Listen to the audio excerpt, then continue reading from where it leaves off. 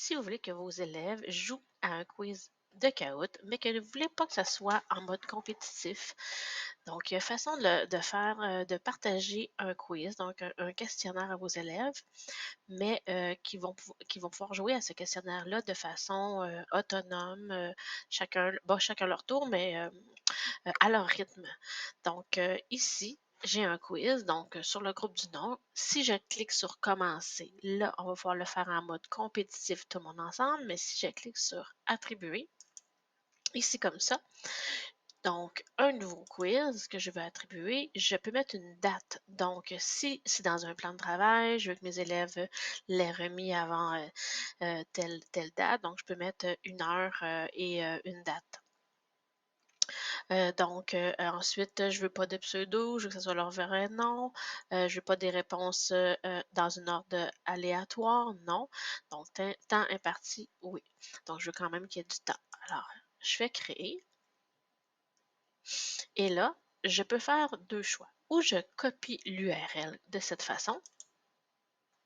Alors, si je copie l'URL, je peux aller attribuer, exemple, dans Classroom, un devoir. Donc, je peux faire un devoir dans Classroom pour mes élèves. Je vais devoir aller élaborer un devoir, donc créer un devoir, et ensuite copier l'URL de cette façon-ci. Et je vais pouvoir écrire, exemple, devoir Kahoot avec mes directives et donc ensuite faire publier le devoir.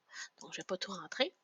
Si je retourne dans Kahoot, il y a aussi la façon d'aller le verser directement dans Classroom en cliquant sur l'icône de Classroom. On va me demander, effectivement, je suis déjà connecté avec Google, donc on a déjà retracé mes Classrooms.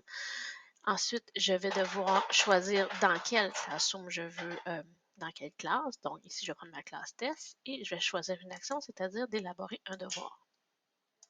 Alors, même chose, je vais pouvoir écrire directement dans Classroom et envoyer mon devoir Kahoot à mes élèves.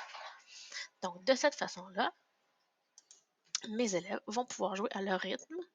Donc, si je peux montrer ici, je vais aller ouvrir leur devoir, le lien,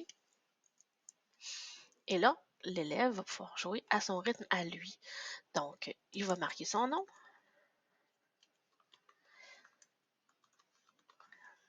On va dire OK, c'est parti. Et là, la partie va partir toute seule. Donc, l'élève n'aura pas besoin d'attendre qui que ce soit. Il va le faire à son rythme. Donc, ça va être parti comme ça. Il va avoir l'écran avec la question et l'écran avec les choix de réponse aussi. Il va pouvoir répondre avec le temps qui est encore marqué ici.